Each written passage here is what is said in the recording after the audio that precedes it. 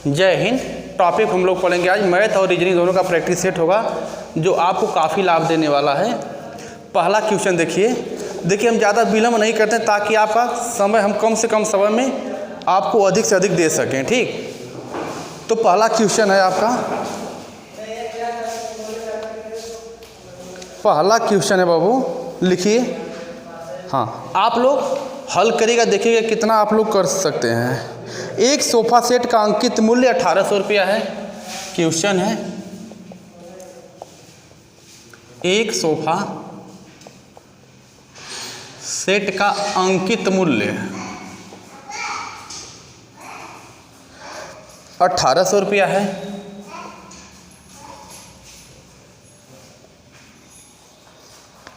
जो लागत मूल्य से 20% अधिक है, जो लागत मूल्य से 20% अधिक है।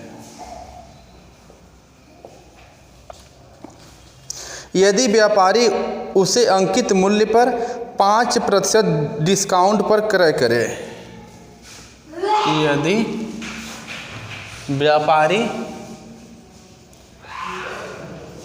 यदि व्यापारी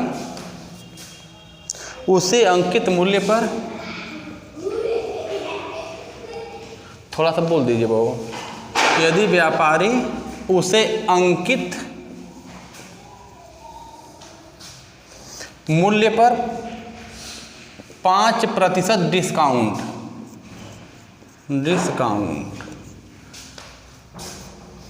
पर क्रय करे,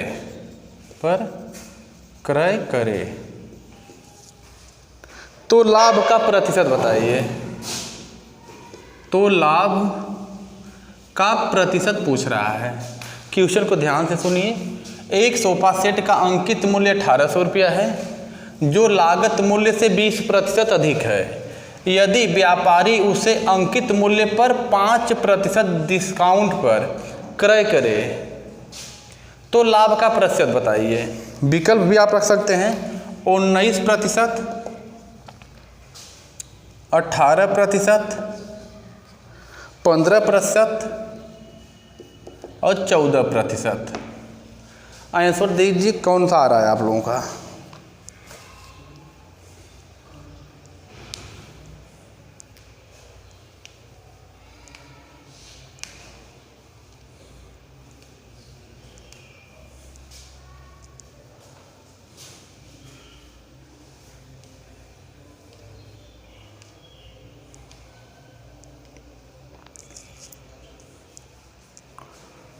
हाँ, सवाल को ध्यान से देखिए, बोर्ड पे तुम आराम से देखिए।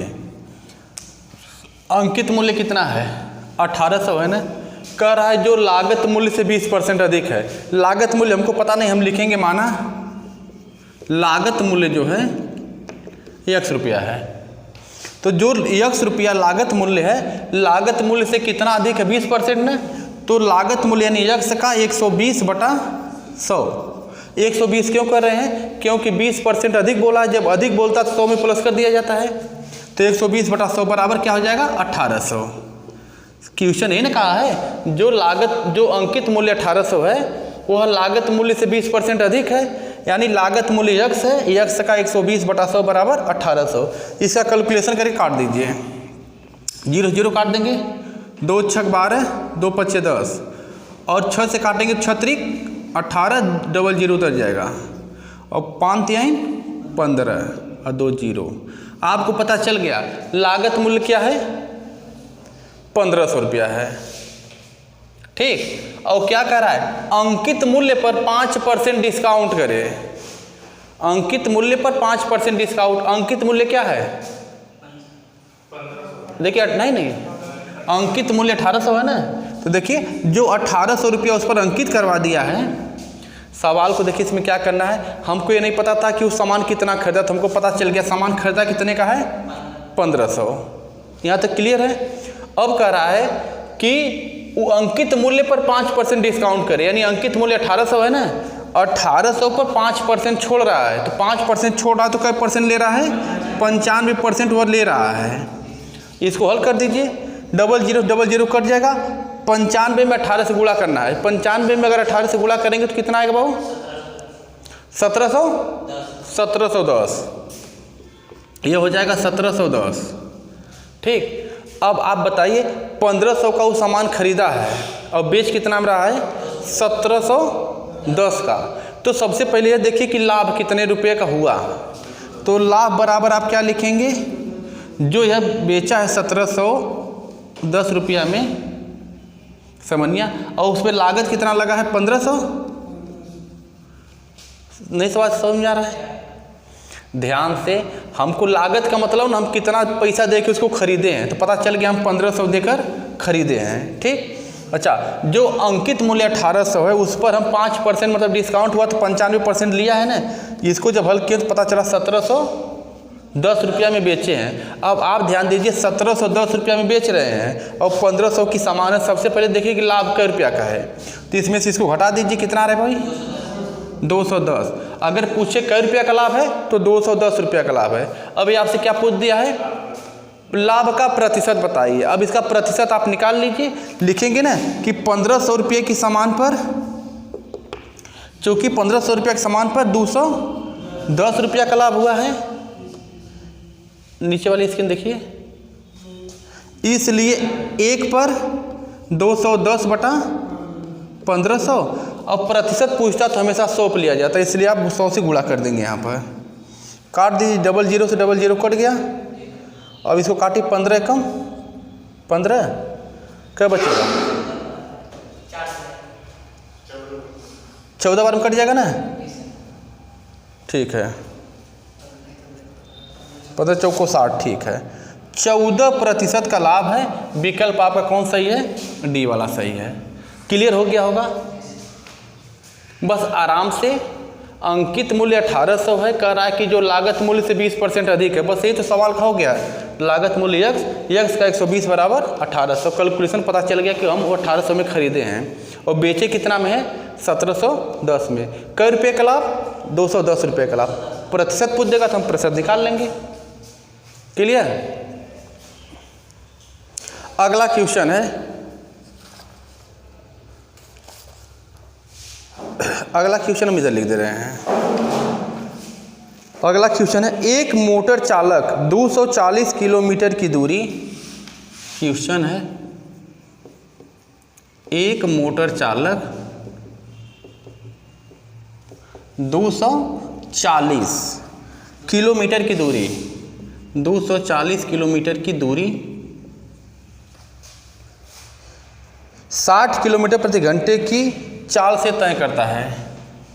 60 किलोमीटर प्रति घंटे की चाल से तय करता है।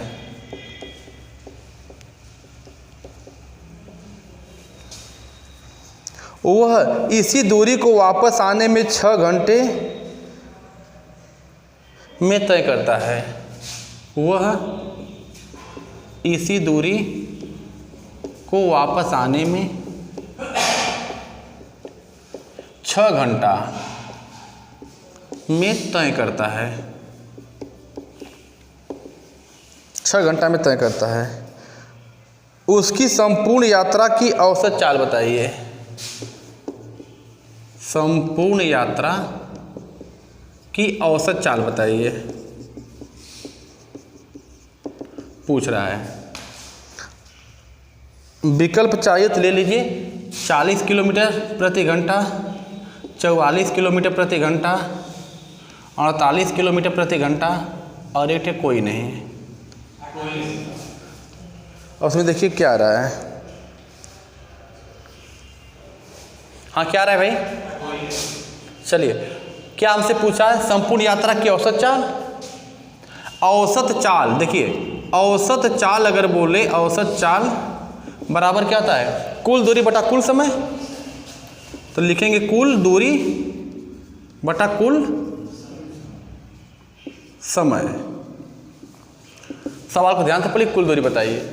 एक मोटर चालक 240 किलोमीटर की दूरी 60 किलोमीटर प्रति घंटे की गति से तय करता है और वह इसी दूरी को वापस आने में 6 घंटा में तय करता है।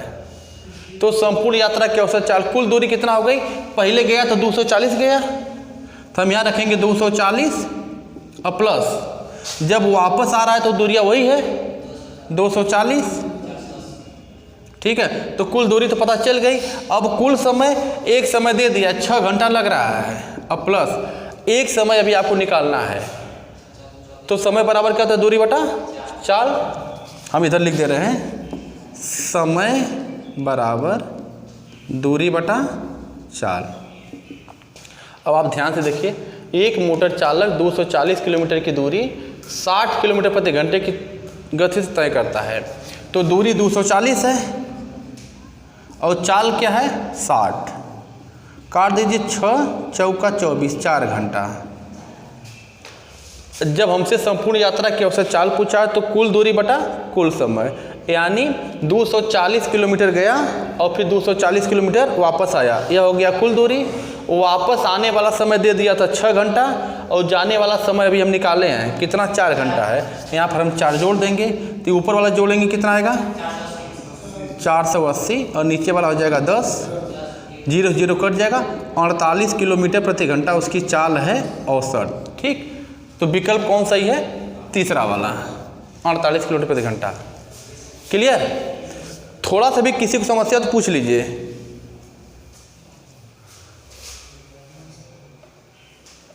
अगला क्वेश्चन तब लीजिए।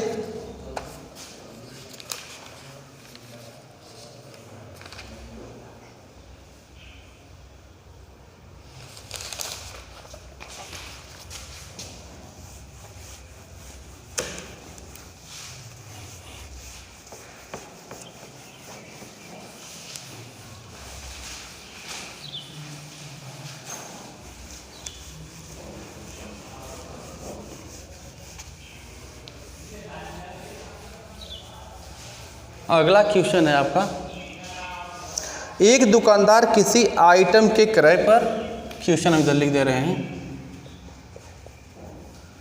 एक दुकानदार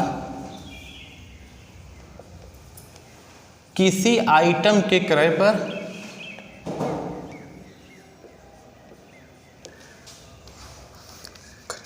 10% डिस्काउंट देता है, 10% डिस्काउंट देता है, परंतु तुरंत भुगतान किया जाए तो 12% अतिरिक्त डिस्काउंट देता है। परंतु तुरंत भुगतान किया जाए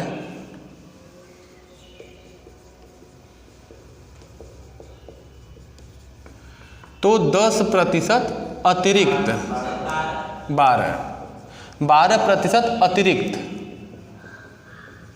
डिस्काउंट देता है।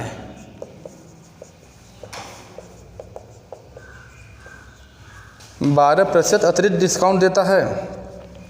किसी वस्तु का अंकित मूल्य 250 रुपया हो, किसी वस्तु का अंकित मूल्य 250 रुपया हो,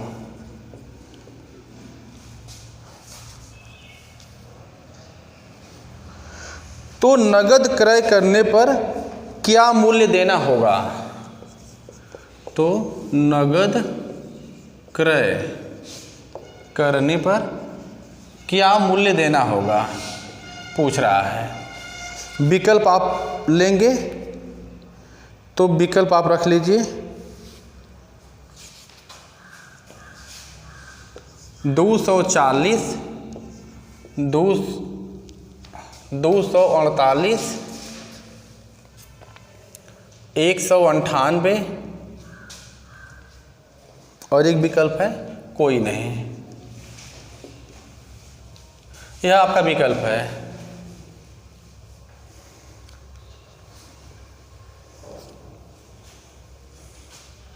हाँ, इस सवाल को आराम से देखिए। कई बार दे रहा है डिस्काउंट, एक बार 10% दे रहा है, एक बार 12% दे रहा है। हम लोगों को पता है कि जब डबल डाटा कहीं मिले तो x + y + xy बटा 100 लगाते हैं, ठीक है। डिस्काउंट का मतलब छूट, और छूट का मतलब क्या हो जाएगा घाटा मतलब कोई घाटा से कि डिस्काउंट मतलब छूट दे रहा है ना, छूट पर क्या होता है माइनस, पहले 10%, तो यहाँ x लिखेंगे -10।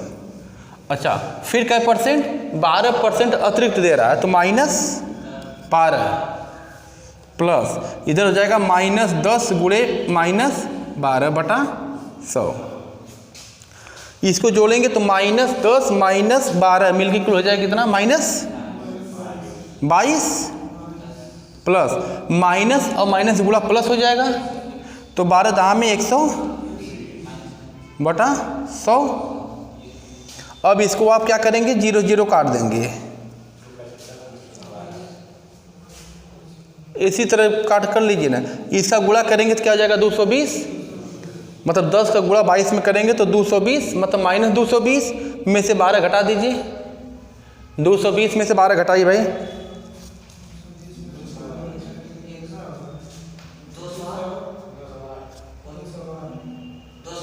208 होगा। देखिए इस 10 का इसमें गुणा करेंगे तो 22 दहा में 220, यह -220 हो रहा है, यह +12 है, तो 220 में से 12 घटाएंगे तो कितना होगा, 208 होगा। अब बटा देखिए 10 है ना, तो एक अंक पर 1 0 तो एक अंक पर दशमलव लगा देंगे हम, तो हो जाएगा 20.8%। यानी क्या किया है, 20.8% वो डिस्काउंट है। हाँ बोलिए। जैसे हमारे कहने का मतलब दोनों डिस्काउंट है तो माइनस लगाएंगे, -10 -12, यह प्लस है, यह -10 गुणे -12/100। तो देखिए -12 -10 मिलके हो जाएगा -22, यह -12 का -10 में गुणा करेंगे तो 120 हो जाएगा प्लस, और बटा 100 0 0 कट जाएगा, 12/10 हो गया ना, तो इसका गुणा यहाँ पे करेंगे तो 220 होगा, तो 220 माइनस है और यार 12 प्लस है, तो 220 में से 12 घटेगा ना, क्योंकि माइनस प्लस माइनस होता है, तो 220 में से 12 घटाएंगे तो 208/10। तो यहाँ पर एक अंक पर दशमलव था, नहीं दशमलव नहीं था, ये क्या था आपका 208/10, ठीक। एक ठे 0 है तो एक अंक पर हम दशमलव लगा देंगे, यानी 20.8। क्लियर है ना यहाँ तक? हाँ भाई कुछ दिक्कत लग रही है आपको? जैसे ना इसको देखिए 2 सहित 4/5 करेंगे तो 5 दूना 10, 4 14/5 लिखते हैं ना बाबू, उसी तरह उसको तो हम लिखवा करेंगे, 10 लिखेंगे तो 208/10 हो गया। एक 0 है, एक अंक पर दशमलव लगा देंगे, कैंसिल हो जाए, मतलब खत्म हो जाएगा, मतलब 20.8 हो गया, 20.8 डिस्काउंट दिया है। यहाँ तक क्लियर है? आगे इधर देख लीजिए, फिर क्या कह रहा है, यदि वस्तु को अंकित मूल्य क्या है 250 रुपया है तो नगद क्रय करने पर क्या भुगतान करना पड़ेगा, ठीक। अब क्या मूल्य होगा कुछ पता चल रहा है?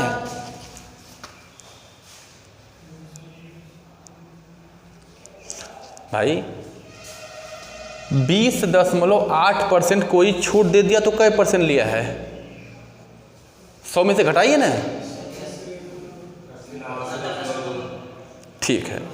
इसका अंकित मूल्य कितना है 250 ना, 250 का 20.8% छोड़ दिया है, डिस्काउंट कर दिया है, तो कितना बता रहे हैं ले रहा है 79 होगा बाबू, 79.2/100। देखिए हमारे कहने का मतलब साफ साफ 250 रुपया उसकी कीमत है और हमको पता चल गया कि 20.8% वो छोड़ रहा है। अगर 20.8% छोड़ रहा है तो 100 में से 20.8 घटा दीजिए, ठीक। 100 में से 20.8 घटाएंगे तो 79.2 होगा। क्लियर? अब यह दशमलव है, इधर 2 0 दशमलव परेशान कर रहा था, 1 0 नीचे बढ़ा दीजिए, ये दशमलव अपने आप हट जाएगा, ठीक। जब हट गया तो 0 0 काट दीजिए, 25 चौका 100 और 4 से काटिए, 4 1 4 बच जाएगा 3, हो जाएगा 39 ना, 4 9 36, क्या बचा 4 8 32। 198 विकल्प कौन है? यही है। सवाल में किसी को दिक्कत, डबल डाटा है, दोनों छूट दे रहा है, तो हम इसको डबल डाटा पर कैलकुलेशन करेंगे तो हमारा आ जाएगा 20.8। 20.8% की क्या किया है, छूट दिया है। तो जब 20.8% की छूट दिया तो 100 में से हम इसको घटा लेंगे। जिनको दिक्कत है हम इधर घटा के दिखा दे रहे हैं। मान लीजिए कोई 100 है, 20.8 अपने मन से यहाँ जीरो आप बढ़ा सकते हैं दशमलव लगा के। 10 में से 8 जा 2, यहाँ बच जाएगा 9, यहाँ हो जाएगा 9 में से 2 जा 7, 79.2 है ना। देखिए 79 हम यहाँ पर लिखे थे, यहाँ दशमलव था, हम एक जीरो बढ़ा कैलकुलेशन किए 198 आएगा। क्लियर हो रहा है कि नहीं संतोष? चलिए, बहुत मस्त सवाल है बाबू, परीक्षाओं में पूछा गया क्वेश्चन है यह। तो उसकी कीमत क्या हो जाएगी बाबू, 198 रुपया। अगला क्वेश्चन ले लीजिए।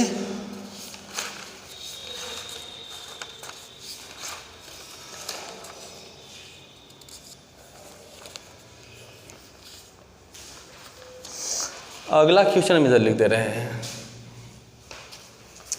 वह छोटी से छोटी संख्या ज्ञात करो।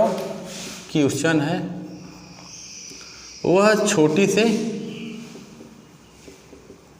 छोटी संख्या ज्ञात करो, वह छोटी से छोटी संख्या ज्ञात करो जिसमें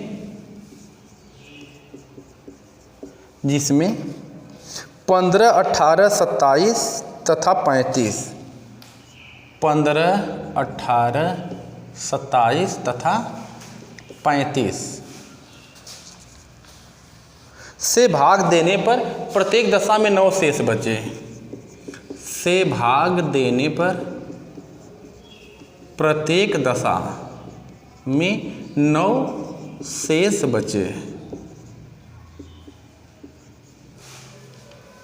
विकल्प है आपका, इसमें ले लीजिए 1898, 1899 और है 1800। एक विकल्प है कोई नहीं। चारों विकल्प है, आप इसमें बताइए कौन हो रहा है। देखिए ऐसे सवाल को ध्यान दीजिए, वह छोटी से छोटी संख्या ज्ञात करिए जिसमें 15, 18, 27, 35 से भाग देने पर प्रत्येक दशा में 9 शेष बचे। तो अगर ऐसा सवाल पूछे ना, सबसे पहले इसका हम लघुत्तम समापवर्तक निकालते हैं। निकाल लीजिए 15, 18, 27, 35। ठीक है, इसका लघुत्तम निकालिए। जब लघुत्तम निकालेंगे तो लघुत्तम कैसे निकाला जाता है, निकाल दीजिए भाई। इधर कैलकुलेशन करके काटा जाएगा, काटिए 2 से काटिए पहले, जो नहीं कटेगा उसको उतार लीजिएगा। 15, 2 9 18, यह नहीं कटेगा, यह नहीं कटेगा। अब 3 से काटिए, 3 5 15, 3 3 9, 3 9 27, यह नहीं कटेगा, उतार लीजिएगा। फिर 3 से काटिए, 5 3 1 3, 3 3 9, जो नहीं कटेगा उसको उतार लीजिएगा। 5 से नहीं, अभी 3 से एक बार वो कटेगा, 3 से कटेगा। ठीक है, निकाल दे रहे हैं, हो सकता है किसी को दिक्कत हो। तो 5 उतार लीजिए, 1 हो गया, 35 हो गया। 5 से 1 1 1, 5 7 35, फिर 7 से 1 1 1 1 हो गया ना। जब नीचे 1 1 आए तो इन सबका आपस में गुणा करेंगे, सबका आपस में गुणा करेंगे, सबका आपस में गुणा करेंगे तो कितना आ रहा है भाई, थोड़ा सा देखिए 1890। आप आराम से 7 गुणे 5 गुणे 3 गुणे 3 गुणे 3 गुणे 2 सबका करेंगे तो ये लस होता है, तो इसको हम लघुत्तम बोल देंगे। कितना बोले, 1890। यानी इन सबका आपस में आप गुणा करेंगे तो लघुत्तम समापवर्तक 1890 आ रहा है। हमसे सवाल में क्या बोला है, प्रत्येक दशा में 9 शेष बचे। यह जो 1890 है, यह तो 15 से भाग देंगे तब वो कट जाएगा, 18 से भाग देंगे तभी कट जाएगा, 27 से भाग देंगे तभी कट जाएगा, 35 से भाग देंगे तभी कट जाएगा। लेकिन हमको हर दशा में शेष 9 लाना है ना, तो हम इसमें प्लस 9 कर देंगे, हो जाएगा आपका 1899। यही आपका आंसर, यानी विकल्प का कौन सा हो रहा है, दूसरा वाला, यही सही है। ऐसे सवाल हमेशा याद रखिएगा, लघुत्तम समापवर्तक निकाल लीजिएगा, जैसे शेष बोले उतना जोड़ दिया करिए। ठीक,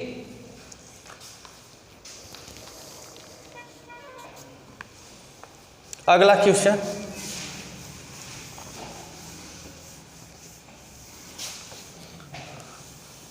संतोष क्यों उधर देख रहे हैं भाई? आराम से दिखाकर इस पर देखिए, लग गया था। चलिए बस आप बोर्ड पे देखिए, गारंटी है कि आपको समझ में आ जाएगा। बस खाली जिनको भी दिक्कत हो बोर्ड पे देखिए, ठीक है। अगला क्वेश्चन है, दो संख्याओं का महत्तम समापवर्तक तथा लघुत्तम समापवर्तक। क्वेश्चन है, दो संख्याओं का मोस यानी महत्तम समापवर्तक तथा लघुत्तम समापवर्तक तथा लोस 12 तथा 600 है। 12 तथा 600 है। 12 तथा 600 है।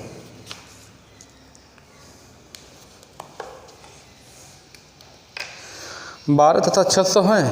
यदि एक संख्या 24 हो, यदि एक संख्या 24 हो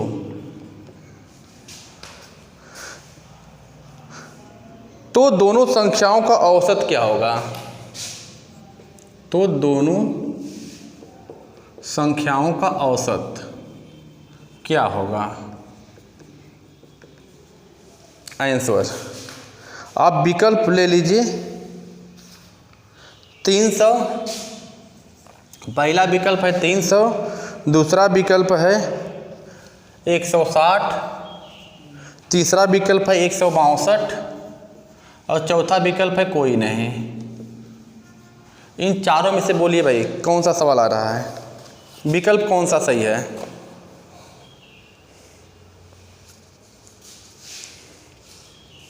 किसी का आया? हाँ, जिनको एकदम नहीं समझ में आ रहा है वो इधर देखें बोर्ड पर। बिल्कुल सही। हम ये लघुत्तम महत्तम टॉपिक है। सूत्र आपको पता होगा, पहली संख्या गुणे दूसरी संख्या बराबर लस गुणे मस। यह सूत्र होता है। लस मस क्या है? 1260, 12 गुणे 600, ठीक है। मस क्या 12 है और लस क्या है 600 है।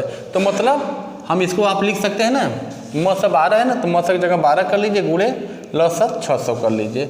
इसको अगल बगल में रहेगा तो कोई दिक्कत नहीं है। तो 600 गुणे 12 हो गया, बराबर एक संख्या बोला है 24 हो। एक संख्या 24 है, दूसरी संख्या हमको पता नहीं, इसको x मान लीजिए। तो दूसरी संख्या अब इसको काटेंगे तो 12 दूना 24 और 2 से काटेंगे तो 2 तिहाई 6, 300। यानी x बराबर क्या आ गया 300। हमको पता चल गया दूसरी संख्या क्या है 300 है। अब देखेंगे पूछ क्या रहा है, कह रहा दोनों संख्याओं का औसत बताइए। औसत का मतलब क्या होता है? औसत का मतलब होता है कुल योग, कुल योग बटा उनकी संख्या। तो कुल योग दोनों संख्याओं को जोड़िए। एक संख्या 300 है और एक संख्या क्या है 24 है। 24 है। देखिए दूसरी संख्या 300 आ गई, पहली संख्या 24 है। अब पता कितना हो जाएगा? कैट संख्या 2 है, 2 कर लीजिए, इनको कैलकुलेशन करिए। 324 बटा 2, 2 1 का 2, 2 6 12, 2 दूना 4, 162 सही है। औसत पूछ दिया ना। अब देखिए इसमें कुछ भी पूछ सकता था, पूछा जा सकता कि दूसरी संख्या बताइए, दूसरी संख्या पूछता तो उत्तर क्या आता 300। लेकिन बोल दिया दोनों संख्याओं का योग बताइए, तो दोनों संख्याओं को जोड़ के बटा 2 से भाग दे देंगे।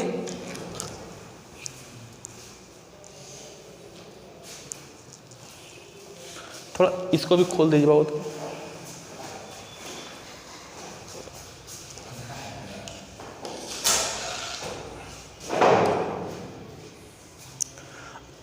क्लियर है ना?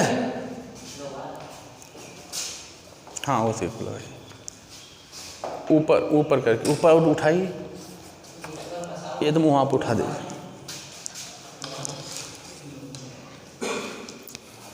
हाँ ठीक। चलिए अगला सवाल लिखिए भाई। इसमें किसी को दिक्कत नहीं ना है? चलिए अगला क्वेश्चन है आपका,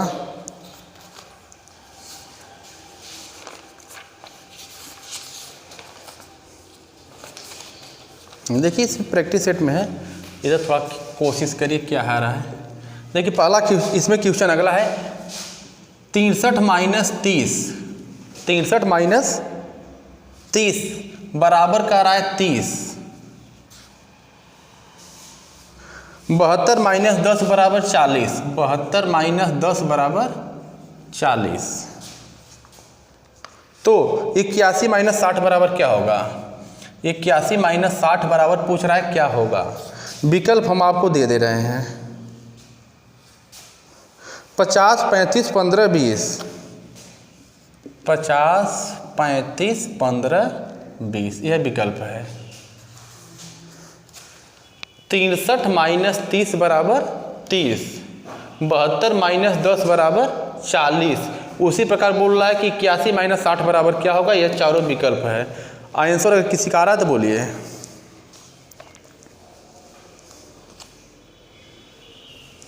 हाँ देखिए इसमें कुछ नहीं किया। पहला दोनों शब्द जो है ना, देखिए 6 3 9, 6 3 9 हो रहा है और वो क्या हो रहा है,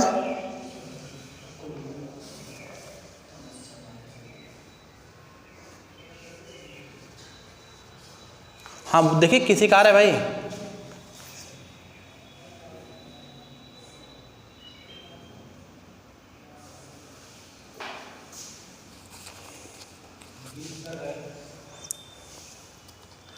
अब इसको हमको पकड़ना पड़ेगा ना, कैसे वो किया है। तो यहाँ 30 आया है, तो देखिए पहले वाले को पहले यहाँ हल करिए। देखिए 6 प्लस 3 कर लीजिए। 6 प्लस 3 बराबर 9 और 3 प्लस 0 बराबर करेंगे तो 3। तो 9 में से 3 घटा दीजिए, 6 गुणे 5 कर दीजिए, 30 हो गया। यानी कुछ हमको एक आइडिया मिल रही है। 6 प्लस 3 बराबर 9 और 3 प्लस 0 बराबर 3। अब 9 में से 3 घटाएं तो 5 हो गया, 6 हो गया, गुणे 5, 6 25 30, 30 मिल गया ना। एकदम बिल्कुल वही काम इसमें करिए। 7 2, 7 प्लस 2 करेंगे तो क्या आएगा 9। अच्छा इधर क्या करेंगे, 1 में 0 जोड़ेंगे तो 1 प्लस 0 करेंगे तो 1 होगा ना। क्या किए हैं हम, घटा दिए हैं। तो 9 में से 1 घटाइए, 8 हो गया। 8 में 5 से गुणा कर दीजिए, 40। हमको आइडिया मिल गया क्या कर रहा है भाई। देखिए इसमें हम क्या कर सकते हैं, पहले में क्या किया है और कुछ अगर आइडिया हो तो कर सकते हैं। किया क्या है, 6 दोनों अंकों को जोड़ा है। 6 प्लस 3, 6 प्लस 3 बराबर 9 है ना। देखिए 9 कर दिए हैं। 3 प्लस 0 बराबर 3 हो गया। अब 9 में से 3 को घटा दिया, तो 9 में से 3 घटाएं 6 आया है, 5 से गुणा कर दिया, 6 25 30, तो यहाँ 30 आ गया। एकदम बिल्कुल सेम टू सेम वही काम करिए। 7 प्लस 2, तो 7 प्लस 2 9 हो गया। 1 प्लस 0 करेंगे तो 1 हो जाएगा। यहाँ पर देखिए घटाए हैं ना 9 में से 3, तो यहाँ पर भी 9 में से 1 घटाइए, 8 हो गया। वहाँ पर 5 से गुणा किए हैं, तो यहाँ पर 5 से गुणा करिए, 8 25 40, यानी 40 हो गया ना। एकदम सेम वही काम करना है। क्या करना है, 8 प्लस 1, तो 8 प्लस 1 करेंगे तो 9 हो गया। और 6 प्लस 0 करेंगे तो 6 हो गया।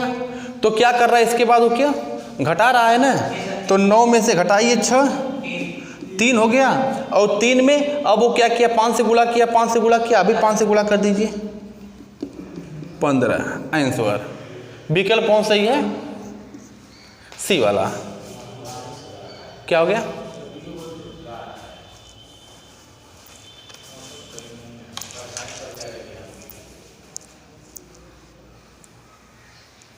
ठीक आएगा, वो अंधेरा टाइप हो गया ना। अब दिखाई दे रहा है ना।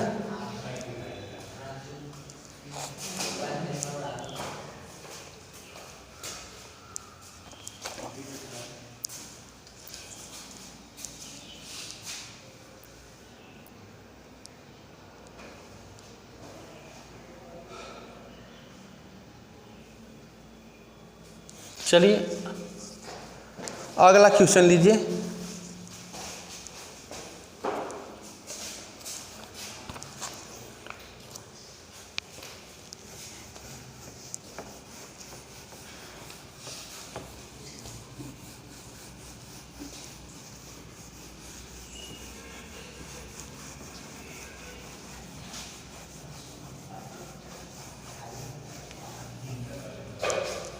हाँ, क्वेश्चन को और ध्यान से देखिए। प्रिया अपराह्न में सूर्य की ओर मुंह करके चलना आरंभ करती है। क्वेश्चन है, प्रिया अपराह्न में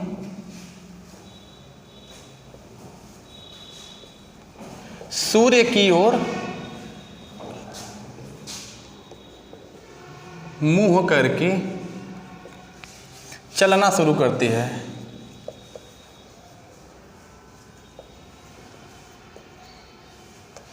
प्रिया अपराह्न में सूर्य की ओर मुंह करके चलना शुरू करती है। कुछ समय बाद दाएं मुड़ती है। कुछ समय बाद दाएं मुड़ती है।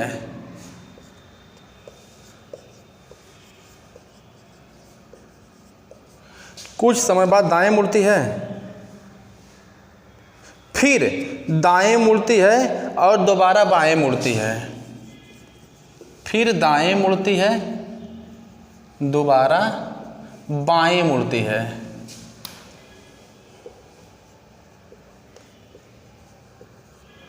दोबारा बाएं मुड़ती है। तदनुसार प्रिया वर्तमान में किस दिशा में है? किस दिशा में पूछ रहा है भाई क्वेश्चन। क्वेश्चन को ध्यान से देखिए।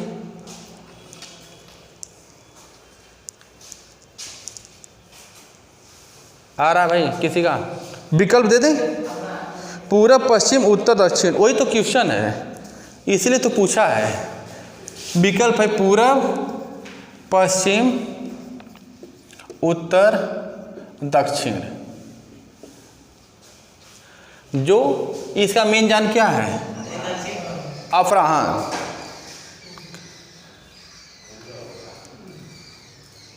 अपराह्न का मतलब ना दोपहर के बाद यानी शाम। तो शाम के वक्त सूर्य किधर रहता है?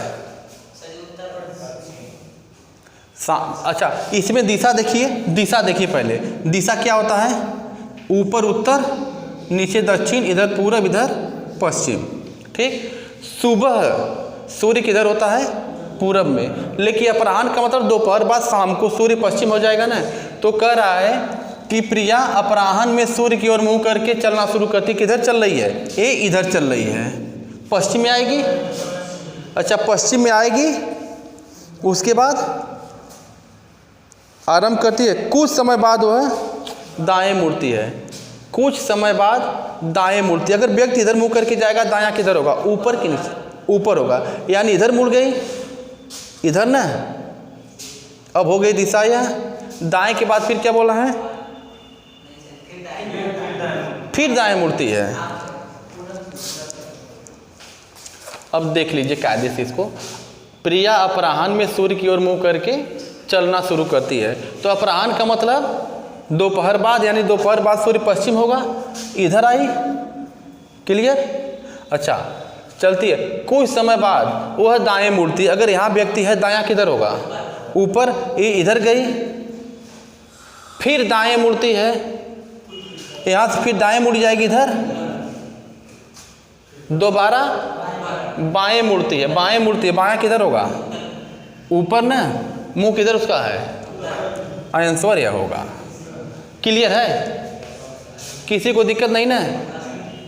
चलिए, तो आज हमारी वीडियो यहीं तक रहेगी। आगे मिलेंगे दूसरे वीडियो में, तब तक के लिए धन्यवाद।